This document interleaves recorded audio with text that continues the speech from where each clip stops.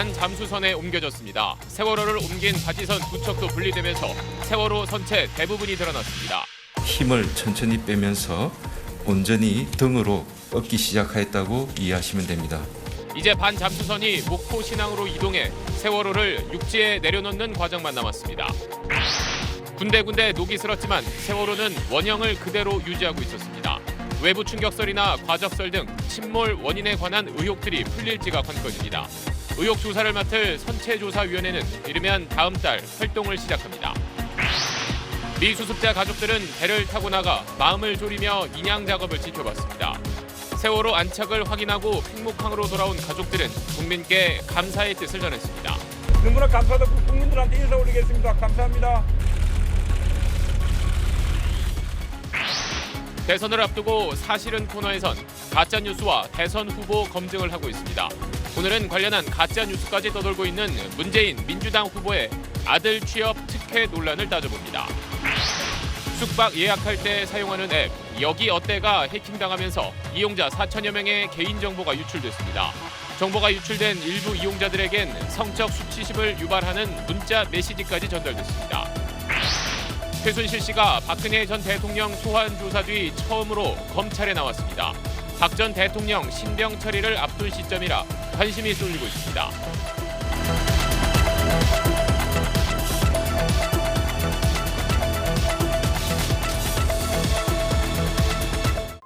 여러분 안녕하십니까? 세월호가 반잠수선에 무사히 실렸습니다. 들어올린 세월호를 반잠수선에 옮겨 싣는 작업은 이번 인양 과정에서 가장 까다로운 관문이었습니다. 세월호는 이제 물에서 무트로 3년 만에 항해를 준비하고 있습니다. 세월호를 실은 반잠수선이 서서히 떠오르고 있어 잠시 뒤 세월호 선체 전체가 모습을 드러낼 것으로 보입니다. 첫 소식 이강 기자입니다. 오늘 새벽 4시 10분 세월호가 반잠수선 위로 정확히 옮겨졌습니다. 오차가 거의 허용되지 않아 전체 인양 과정에서 가장 까다로운 작업으로 꼽혔던 공정입니다. 오늘부터 중조기로 접어들었지만 물살의 영향을 덜 받게 되면서 인양 작업은 속도를 내기 시작했습니다. 오전 7시 반, 세월호와 바지선을 묶고 있던 고정줄을 모두 풀었고 7시간 만에 완전히 치웠습니다. 1시간 반 전쯤 차가운 맹골수도에서 세월호를 끌어올린 뒤 양옆에서 지탱하던 바지선 두 척이 임무를 다하고 분리됐습니다. 그동안 바지선에 가려져 있던 세월호의 윗면과 바닥면이 보이기 시작합니다. 동시에 세월호를 싣고 있는 반잠수선과 세월호를 단단히 고정하는 작업은 계속됐습니다. 인양 중인 세월호에서 300m 떨어진 상공입니다. 아직 세월호 왼편 일부는 물에 잠겨 있습니다.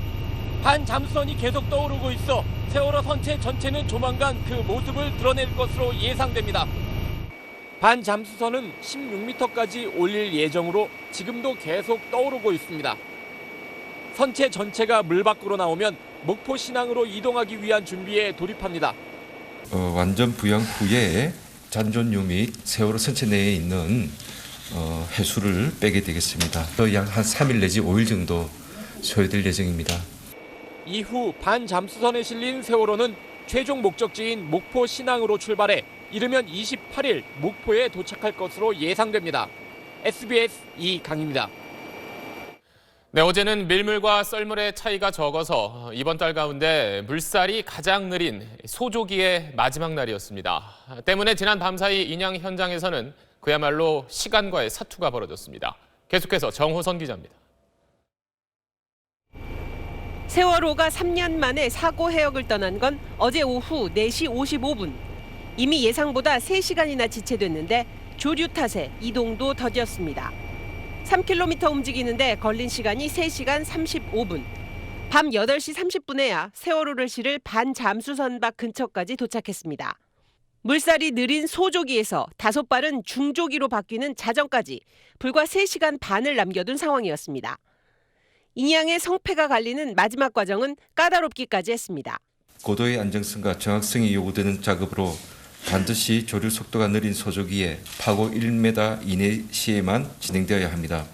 15m 여유 공간에 오차 없이 세월호를 실어야 하는 정밀한 작업.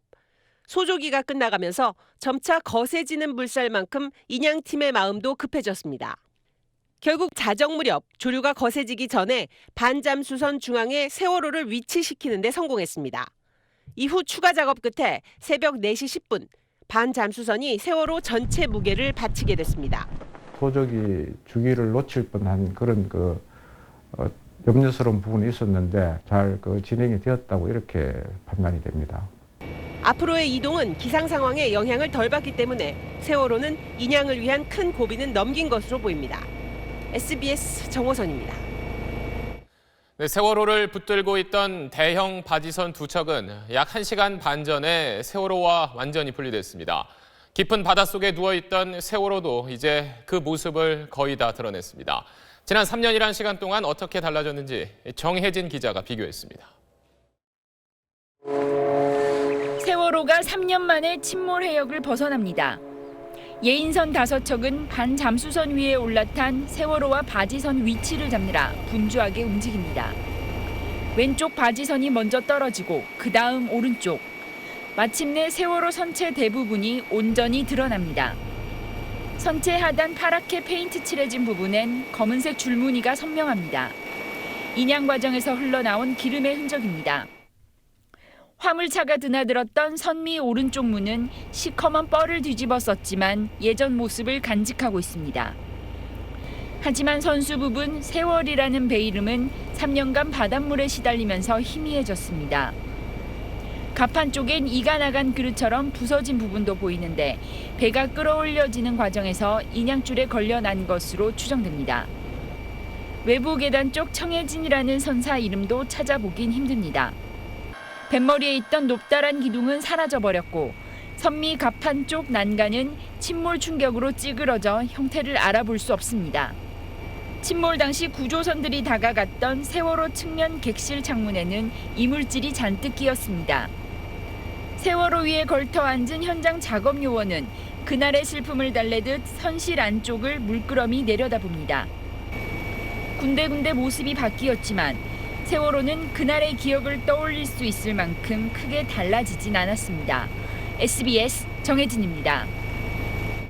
네, 보신 것처럼 군데군데 녹이 슬고 또 색이 바랬지만 비교적 세월호는 원형을 그대로 유지하고 있습니다. 다음 달 초 목포 신항으로 옮겨지고 나면 선체조사위원회가 사고 원인을 비롯해 그동안 풀리지 않았던 의문점을 집중 조사할 계획입니다. 이 소식은 심영구 기자입니다. 세월호는 왜 침몰했을까? 검경합동수사본부는 선박 증축과 화물 과적, 급격한 항로 변경이 원인이라고 발표했습니다. 내부 충격에 무게를 뒀지만 선체를 조사하지 못한 상황에서 정확한 침몰 원인은 밝혀지지 않았습니다. 그러면서 외부 충격이 침몰 원인이란 주장도 꾸준히 제기됐습니다. 잠수함 충돌 가능성을 주장한 네티즌 자로가 대표적입니다. 그 정도가 되려면 현실적으로 이제 금속여야 되고 또 상당한 크기의 물체여야 되거든요. 현실적으로 잠수함 밖에는 3년 만에 물 밖으로 드러난 선체에선 외부 충격 흔적은 보이지 않았습니다.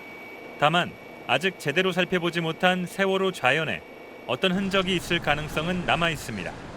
과적과 관련해 특별조사위원회는 세월호에 규정의 배가 넘는 화물 2,200톤이 실렸다고 결론 냈습니다.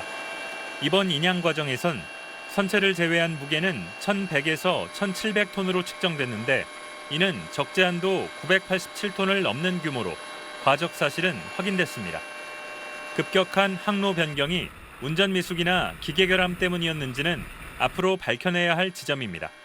타를 왜 그렇게 급격하게 틀었는가, 타가 미리 고장나 있었지는 않는가 하는 그런 문제는 좀 더 세부적으로 정밀하게 밝혀낼 수가 있을 것 같습니다. 이런 의혹들에 대한 조사는 선체조사위원회가 맡는데 빠르면 다음 달 활동을 시작할 전망입니다. SBS 심영구입니다. 네, 인양 작업이 순조롭게 진행되면서 세월호도 이제 사고 해역인 전남 진도군의 차가운 맹골 수도를 벗어날 수 있게 됐습니다. 하지만 이 목포 신항으로 출발하기 전에 아직 몇 가지 작업이 남아 있습니다. 동거차도에 나가 있는 취재 기자 연결해서 알아보겠습니다. 박수진 기자, 지금 그곳 상황 전해주시죠. 네, 세월호를 지탱하고 있던 바지선이 완전히 분리됐습니다. 이곳 동거차도에서도 세월호 양옆에 있던 바지선이 이미 세월호에서 멀찌감치 떨어진 모습을 볼 수 있는데요. 세월호 바지선 분리가 완료되면서 세월호를 받치고 있는 반잠수선도 조금씩 위로 올라가고 있습니다. 반잠수선 위에 올려진 세월호 선체도 같이 떠오르면서 밤 10시쯤이면 세월호 모습이 완전히 드러날 것으로 해수부는 추정했습니다. 세월호가 부양하면 반잠수선에 더 단단하게 고정하는 작업이 벌어지고 동시에 물빼기가 진행됩니다. 이미 수작업으로 걸어놓은 고정줄을 기계를 통해 단단히 조이고 추가 고정줄도 연결합니다. 물빼기는 자연 배수 중심으로 이루어지지만 화물칸에 작은 구멍을 여러 개 뚫어 배수 속도를 높일 계획입니다. 이 과정에서 기름 유출과 유류품 유실을 막는 것이 관건입니다. 인양단은 반잠수선 주변에 1m 높이의 사각 울타리를 설치해 기름 확산을 막는 등 방지 작업을 벌이고 있습니다. 이곳 동거차도에서 인양 작업을 지켜본 유족들은 세월호가 목포 신항으로 가더라도 이곳에서 미수습자 수색 작업 등을 지켜볼 계획입니다. 지금까지 동거차도에서 SBS 박수진입니다. 네, 진도 팽목항에는 주말을 맞아 추모의 물결이 이어졌습니다. 지난 3년 동안 기다림과 그리움의 세월을 견뎌온 항구는 오늘 더욱 노랗게 물들었습니다. 현장 연결해 보겠습니다. 송욱 기자 전해주시죠. 네, 세월호 인양 착수 이후 첫 주말을 맞은 이곳 팽목항엔 오전 내내 비가 내렸습니다. 그렇지만 추모객의 발길은 이른 아침부터 시작돼 수천 명이 이곳을 찾았습니다. 지금은 발길이 조금 뜸해졌지만 추모객들은 팽목항 붉은 등대 주변을 노랗게 물들인 추모 깃발과 리본을 어루만지며 눈물을 훔치기도 했습니다. 그러면서 무엇보다 세월호가 끝까지 안전하게 인양이 되길, 그리고 미수습자 9명이 모두 돌아오길 한마음으로 기원했습니다.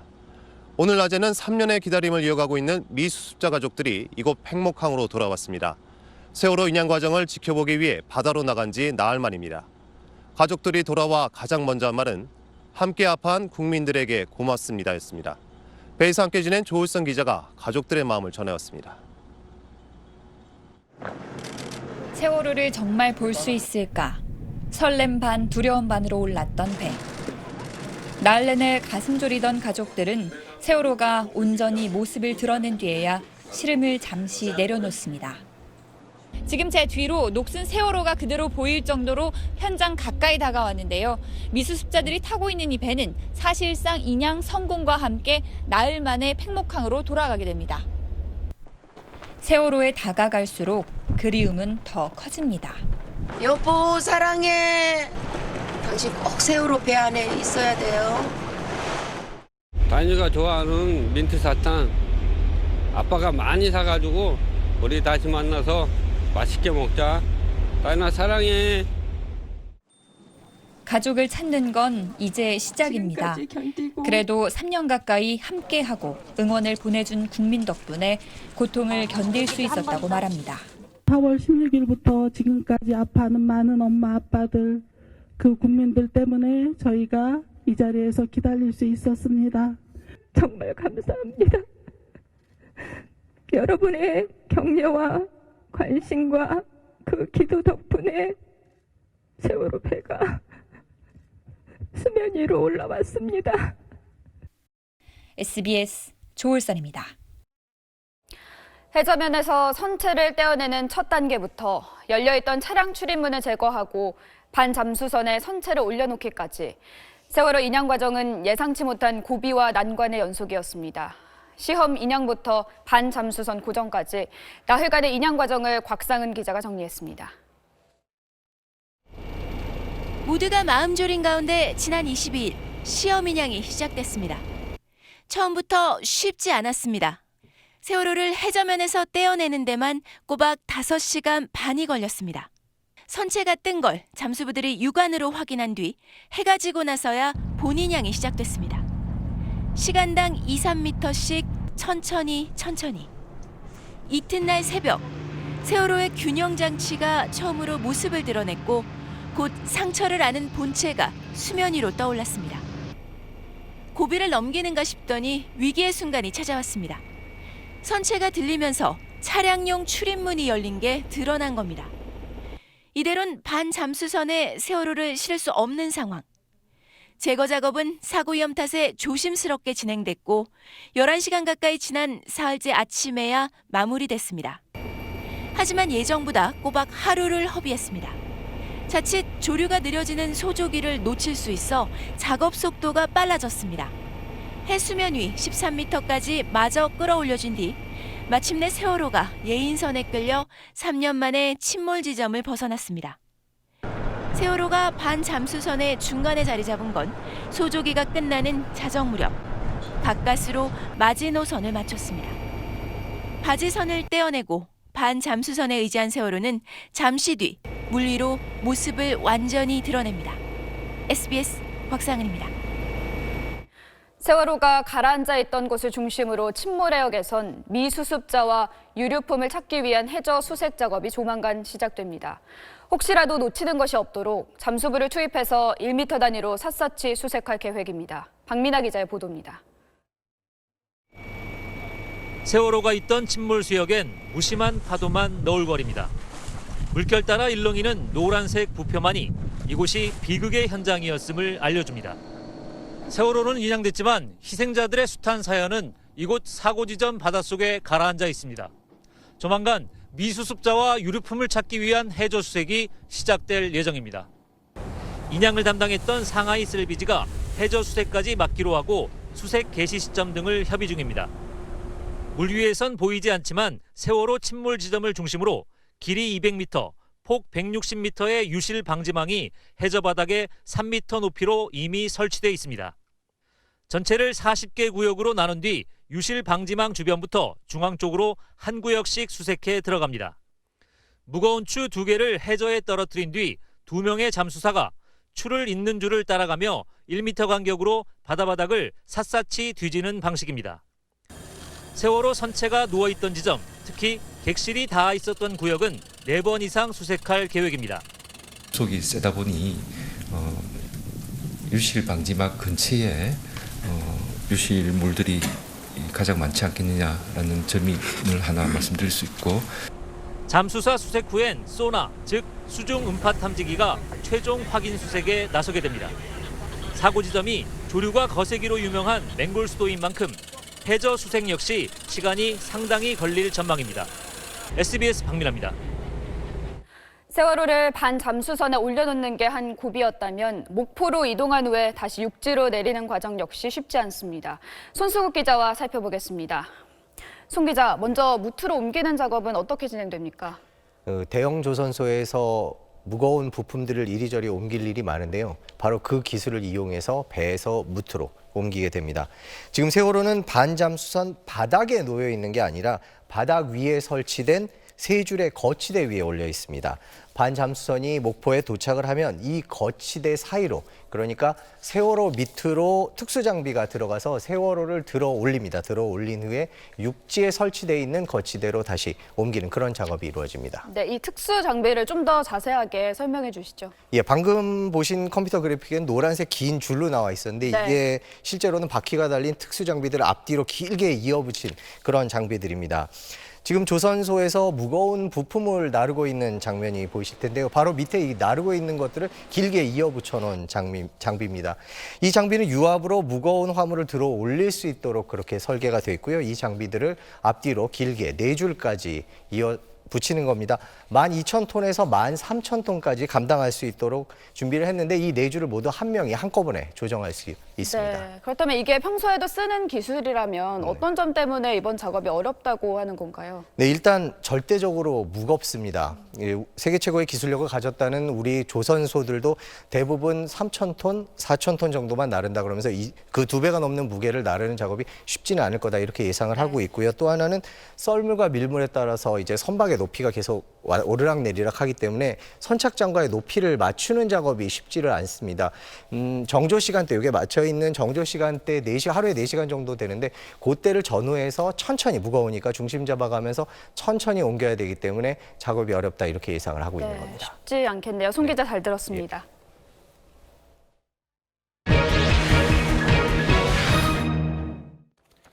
네, 대선 국면에 접어들면서 저희 사실은 코너에선 선거 관련 가짜뉴스와 대선 후보 관련 논란을 집중 검증하고 있습니다.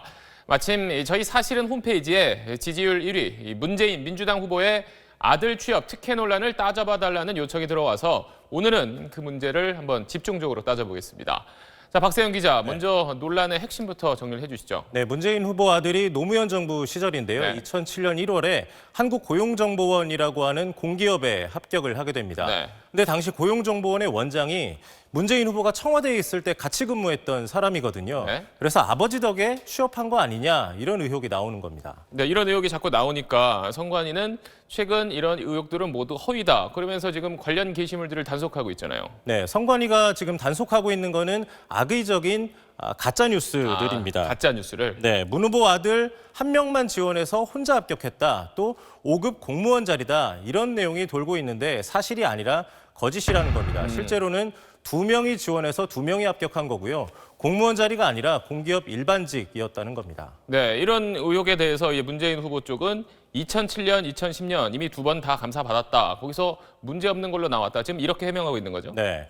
취재를 해보니까 그 부분은 절반만 사실이었습니다. 절반만. 2007년이 그런데요. 2007년에 고용정보원이 노동부에서 감사를 받은 것은 사실입니다. 당시 감사 결과를 보시면 문 후보 아들이 경쟁 없이 채용된 건 사실이지만 특혜를 받았다는 확증은 발견되지 않았다는 겁니다. 2007년은 이랬고 그럼 2010년 감사 내용은 어떤가요? 2010년 이명박 정부 때도 감사를 받았다. 만약에 특혜가 사실이었다면 이명박 정부가 이 사안을 가만히 뒀겠느냐 지금 이런 내용인데 사실 당시 2010년 감사는 성격이 완전히 다릅니다. 그러니까 당시 감사는 야당이었던 민주당 의원들이 요구를 해서 감사를 한 거고요. 이명박 정부에서 임명했던 고용정보원장이 특혜 채용과 연루돼 있으니까 감사를 요청했던 겁니다. 이게 국회 속기록에 다 남아 있습니다. 그래서 당시 고용정보원의 상급 기관이죠. 그러니까 노동부가 6명에 대해서 감사를 했는데 여기 보시는 이 6명이 당시 MB정부가 임명했던 고용정보원 원장과 관계되는 사람이고 문재인 후보의 아들은 조사 대상이 아니었습니다. 조금 내용이 다르긴 하네요. 근데 문재인 후보 측은 그러면 왜 감사에서 2번 다 문제 없는 게 확인됐다 이렇게 주장을 하고 있는 거죠? 이 감사 보고서에 나와 있는 감사 범위 때문에 그렇습니다. 보면 2006년 3월 기관 설립 이후 업무 전반이라고 돼 있지 않습니까? 그래서 문 후보 측에 물어보니까 문재인 후보 아들이 채용된 시점이 이 기간 안에 포함되어 있으니까 그렇게 해명을 해왔다라고 말을 했습니다. 감사 내용이 아니라 기간에만 해당된다는 거죠. 그러니까 이게 몇 년 된 구문이긴 합니다만 지금 대선을 코앞에 두고 지금 여기저기서 또 의혹 제기를 하고 있으니까 문 후보 측에서 아마 조만간 좀 더 구체적인 해명을 내놓을 걸로 보입니다. 네, 알겠습니다. 오늘 소식 잘 들었습니다. 네, 대선 후보 선출을 앞두고 이번 주말 정치권은 경선 열기로 뜨겁습니다. 먼저 더불어민주당은 순회 경선을 이틀 앞두고 후보들 사이에 신경전이 점점 더 호조되고 있습니다. 지도자로서 부족하다, 또 말꼬리 잡지 말라 같은 원색적인 표현이 잇따랐습니다. 김용태 기자입니다. 공격은 문재인 후보에게 집중됐습니다. 안희정 후보는 사드 배치 입장을, 이재명 후보는 재원 마련 대책을 따져 물었습니다. 전략적 애매함으로 가면 중국한테 두드려 맞고 미국한테 두드려 맞게 돼 있습니다. 지도자로서의 부족함이라고 저는 생각합니다. 국회의원 하실 때 공약을 제시했다가 이행하신 게 16%라고 지금 제가 보도에서 보고 있는데 문 후보도 적극 반박했습니다. 교묘한 말꼬리 잡기입니다. 재원 대책 없이 공약을 마구 남발을 한다면 견뎌낼 수 있겠습니까? 문 후보의 인재 영입을 놓고도 격돌했습니다. 우리는 예연을 확장하고 포용해야 합니다. 사실상 그 문 후보님이 대세라니까 거기 줄 쓴 거죠. 기득권자들이 잔뜩 둘러싼 거대한 정치인이 아니라 능력 있는 사람을 선택해 주십시오. 최성 후보는 존재감 부각에 힘썼습니다. 지지도에 연연하지 않고 위기에 대한민국을 구조하는 데 앞장서겠습니다. 민주당은 모레 호남권 경선에 앞서 오늘과 내일 이틀 동안 ARS 투표에 들어갔습니다. SBS 김용태입니다. 네, 교섭단체 가운데 가장 빨리 다음 주 화요일 대선 후보를 확정짓는 바른정당은 오늘 마지막 경선 토론회를 열었습니다. 자유한국당은 내일 전국에서 동시 당원 투표를 실시합니다. 이어서 김정인 기자입니다. 남경필 후보는 토론 평가단 투표 3연패를 만회하려는 듯 시작부터 유승민 후보의 보수 후보 단일화론을 비판했습니다. 보수 후보 단일화를 처음에 얘기하시면서 우리 바른정당이 갈 길을 잃었다고 저는 생각합니다. 과거로 회귀하는 그러한 모습을 보여서 지지율이 급락하는 유승민 후보는 명분 있는 범보수 단일화로만 민주당 후보와 대적할 수 있다고 반박했습니다. 더 큰 명분은 지금 이렇게 기울어진 운동장에서 각자 보수 후보가 국민의당, 바른정당, 자유한국당 이래 흩어져 가지고 하면 그리고 과연 대선이 승리를 할 수 있겠느냐. 그러나 문재인 민주당 후보를 향해선 한 목소리로 비판했습니다. 문 후보가 누군가에게 조정당하는 아바타와 같고 박근혜 전 대통령의 모습이 보인다며 꼬집었습니다. 자유한국당 홍준표 후보도 비판에 가세했습니다. 노무현 전 대통령 뇌물 사건을 형제보다 친한 운명적 관계라는 문재인 후보가 당시 몰랐다는 건 말이 안 된다고 주장했습니다. 한국당 후보 4명은 내일 전국에서 실시되는 책임당원 투표를 앞두고 막판 득표전에 주력했습니다. 김진태 후보는 태극기 집회에 참석했고 김관용, 이인재 후보도 지지를 호소했습니다. SBS 김정인입니다. 네, 국민의당 첫 순회 경선에선 안철수 후보가 사실상 승리했습니다. 안 후보는 당의 지지 기반인 광주와 전남에서 승리를 거두며 유리한 고지를 선점했습니다. 현재 개표가 진행 중인데 취재기자 전화로 연결돼 있습니다. 정유미 기자 전해주시죠. 네, 국민의당은 저녁 8시 광주, 전남, 제주 지역 경선 중간 개표 결과를 발표했습니다. 전체 30개 투표소 가운데 23개 투표소, 표수로는 3분의 2가량이 개표된 결과 안철수 후보가 61.3%인 23,970표를 얻었습니다. 손학규 후보는 9,115표, 23.3%를 득표해 뒤를 이었습니다. 박주선 후보는 15.4%, 6,007표였습니다. 아직 개표가 끝나지 않았지만 안 후보의 승리가 확실해 보입니다. 안 후보는 당의 지지 기반인 광주, 전남에서 사실상 첫 승리를 거머쥐면서 본선행에 속도를 내게 됐습니다. 예상을 2배 뛰어넘는 6만 2천여 명이 참여하면서 안 후보에게 유리하게 작용했을 거란 분석입니다. 내일은 전북에서 두 번째 경선이 치러집니다. 현장 투표는 남은 6차례 순회 경선 때마다 치러지고 여론조사는 다음 달 3일과 4일 이틀 동안 실시됩니다. 국민의당은 다음 달 4일 현장 투표 80%, 여론조사 20% 비율로 합산해 대선 후보를 선출합니다.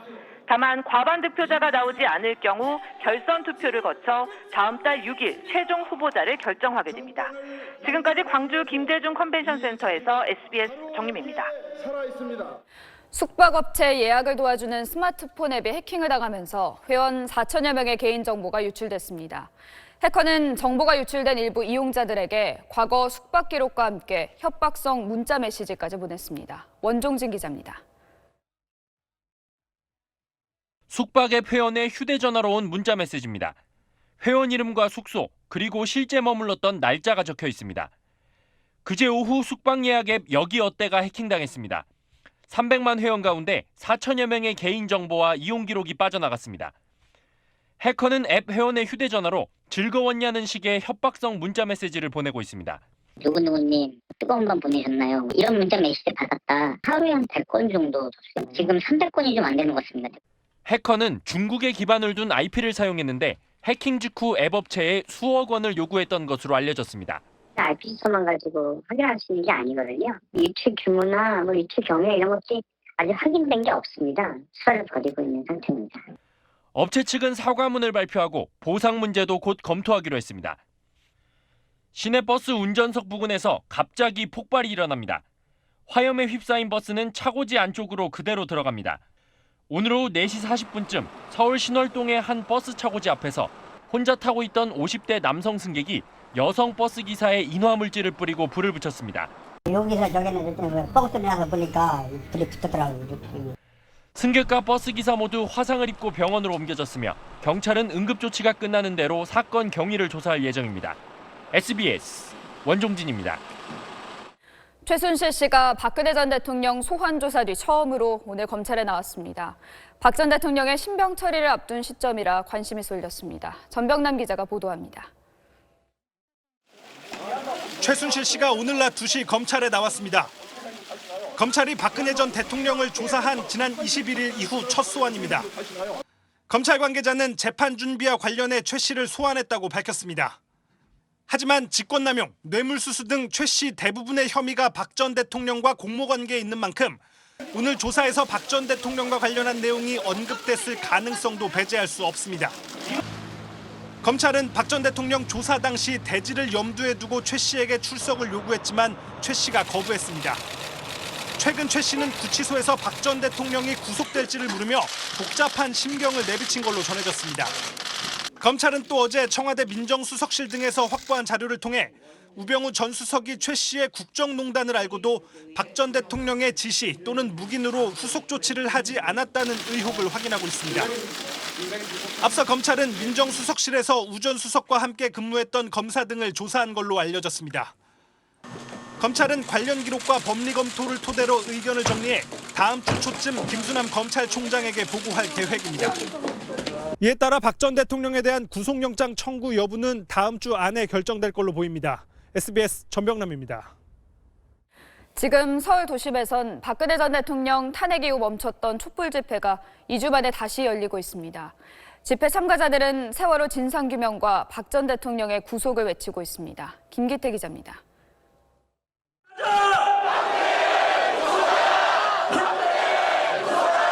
21번째 주말 촛불 집회.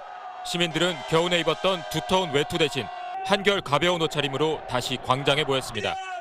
박근혜 전 대통령에 대한 구속영장 청구 여부 결정이 초읽기에 들어가면서 구호는 단호했습니다. 당연히 청구가 돼야 된다고 생각을 하고요. 전 대통령이지만 파면이 된 만큼 한 국민의 일부잖아요. 참가자들은 세월호가 목포 신항까지 무사히 옮겨지기를 기원했습니다. 미수습자 9명도 반드시 가족의 품에 돌아와야 한다고, 그리고 참사의 원인을 철저하게 밝혀야 한다고 목소리를 높였습니다. 3년이라는 시간을 차가운 바닷속에서 기다렸는데 그분들 지금까지 진짜 힘들게 참아오셨잖아요. 이제 빨리 찾으셔서 가족들 품으로 돌아가서. 광화문 광장에 마련된 세월호 희생자 분향소엔 끊임없이 발길이 이어졌습니다. 미수습자 가족들은 영상 편지를 통해 감사의 마음을 전했습니다. 여러분들이 끝까지 함께해 주시면 정말 고맙겠습니다. 친박단체들도 오늘 오후 서울 대한문 앞에서 맞불 집회를 열고 탄핵 무효를 주장하며 헌법재판소와 국회 해산을 요구했습니다. SBS 김기태입니다. 최신 스텔스 전투기 F-35가 이번 주 한반도에서 처음으로 정밀 폭격 훈련을 진행했습니다. 이는 북한의 도발 위협에 대한 미국의 압박 메시지가 담겨 있는 것으로 보입니다. 보도에 안정식 기자입니다. 미국의 최신 스텔스 전투기 F-35가 이번 주 한반도에서 실시된 한미 해병대 연합훈련에 참가했다고 주한미군 사령부가 밝혔습니다. 일본 이와쿠니 기지에서 출격한 F-35 전투기는 모두 6대에서 8대 규모로 강원도 필승 사격장에서 정밀폭탄 모의 투하 훈련도 한 것으로 알려졌습니다. F-35가 한반도에 투입된 것은 처음입니다. F-35는 스텔스 기능이 뛰어나 적의 레이더에 잘 잡히지 않기 때문에 유사시 평양에 은밀히 침투해 북한 전쟁 지휘부를 제거하는 임무를 수행합니다. 한미 연합훈련에 적 수뇌부 암살 임무를 수행하는 미군 특수부대가 대거 참가하고 북한 지하갱도와 유사한 공간에서 적을 소탕하는 훈련을 공개하는 등 미국이 김정은에 대한 직접 압박을 강화하는 양상입니다. 북한 반발은 거세지고 있습니다. 북침전쟁 책동에 대처하여 군사적 대응 방식을 선제 공격적인 방식으로 전환한 우리 백두산 혁명 강군은 미 본토의 침략의 야성을 핵 조준경 안에 집어넣고 미국 CNN 방송은 굴착 작업이 진행되던 북한 풍계리 핵실험장에서 최근 사람과 차량의 움직임이 멈추는 등 지난해 9월 5차 핵실험 직전 때의 양상이 관찰되고 있다고 전했습니다. SBS 안정식입니다. 트럼프 미국 대통령이 오바마 업적을 지우기 위해 추진하고 있는 새 건강보험 정책, 이른바 트럼프 케어가 의회에서 제동이 걸렸습니다. 임기 초반부터 리더십에 큰 타격을 입게 됐습니다. 워싱턴 정하석 특파원입니다. 오바마 정부의 건강보험 정책, 오바마 케어의 폐지와 대체는 트럼프 대통령이 취임 직후 서명한 첫 행정명령이었습니다. 그로부터 2달 뒤 트럼프 케어 법안이 미국 하원 전체 회의에 올랐지만 표결 직전 철회됐습니다. We came really close today, but we came up short. I spoke to the president just a little while ago, and I told him that the best thing I think to do is to pull this bill, and he agreed with it. 공화당 단독으로도 통과가 가능했지만 공화당 내 강경 보수파들이 반대했습니다. 이들은 트럼프 케어가 오바마 케어를 폐지하는 신용만 냈다고 비판해왔습니다. 오바마 지우기도 필요하지만 지지 기반인 백인 빈곤층에 대한 혜택까지 모두 지우기엔 부담됐던 트럼프로선 진퇴양난의 상황이었던 겁니다. I've been saying for the last year and a half that the best thing we can do politically speaking is let Obamacare explode. It is exploding right now. 취임 후 2달이 지난 시점에서 트럼프의 대표적 공약 사업들은 번번이 제동이 걸리고 지지율은 30%대에 머물고 있습니다. 트럼프 정부 임기 초 동력에 빨간불이 켜진 겁니다. 워싱턴에서 SBS 정하석입니다. 프로배구 챔피언 결정전에서 첫 우승에 도전하는 대한항공이 현대캐피탈을 상대로 1차전을 따내며 기선제압에 성공했습니다. 서대원 기자입니다. 첫 세트에서 24대 23으로 앞선 현대캐피탈이 송준호의 강타와 함께 세트를 마무리하는 순간 1세트 현대가 가져갑니다. 대한항공 박기원 감독이 비디오 판독을 요청합니다. 앞선 상황에서 송준호가 네트 너머 팔을 뻗어 세터 한 선수의 토스를 방해 5번 네트 반칙을 범했다는 지적이었습니다. 이 비디오 판독이 신의 한 수가 됐습니다. 여기서 판정을 뒤바꾸면서 두 수를 만든 대한항공은 내줄 뻔한 첫 세트를 극적으로 가져갔고 상승세를 몰아 2, 3세트까지 내리따냈습니다. 과거 현대캐피탈에서 뛰었던 용병 가스파리니가 친정팀을 상대로 펄펄 날았는데 블로킹에 막힌 볼이 얼굴에 맞고 상대 코트에 떨어져 득점이 되는 행운까지 따랐습니다. 3대0 완승을 거둔 대한항공이 오전 3선 승제에서 먼저 1승을 올리며 첫 우승을 향해 순조롭게 출발했습니다. 프로야구 개막이 엿새 앞으로 다가온 가운데 서울 라이벌 두산과 LG가 시범 경기 첫 대결을 펼친 잠실야구장에 12,000 관중이 몰렸습니다. 시범 경기라서 즐기는 마음에서 왔고요. 아들이 하도 야구장 가고 싶다고 해서 왔습니다. 네. LG 트윈스 화이팅! 두산 화이팅! 두산이 지난 시즌 MVP인 에이스 니퍼트의 호투 속에 2대1로 이겼습니다. 시범 경기는 내일까지 열리고 다음 주 금요일에 정규 시즌이 개막합니다. SBS 서대원입니다.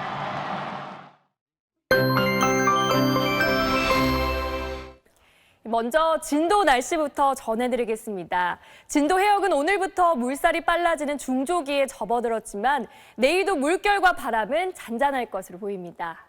오늘 곳곳으로 봄비가 내렸는데요. 내일도 낮부터 밤사이 비가 오는 곳이 많겠습니다. 비의 양은 5에서 20mm가량으로 많지는 않겠지만 일부 지방에선 벼락이 치고 돌풍이 부는 곳도 있겠고요. 특히 경상도에선 우박이 떨어질 가능성도 있겠습니다. 내일 서울과 경기 서부지방에선 구름만 많겠습니다. 오전 중에는 수도권을 중심으로 먼지 농도가 높아질 수 있겠고요. 아침 기온 서울이 2도 등 오늘보다 조금 낮겠고 한낮에는 서울 12도로 오늘과 비슷해서 서늘하겠습니다. 남부지방에서 내륙을 중심으로 안개 끼는 곳이 있겠고요. 대구는 11도로 오늘과 비슷하겠습니다. 이번 비는 월요일까지 이어지겠고 이후로는 다시 포근해질 전망입니다. 날씨였습니다. 네, 토요일 8시 뉴스 여기서 모두 마치겠습니다. 시청해주신 여러분 고맙습니다.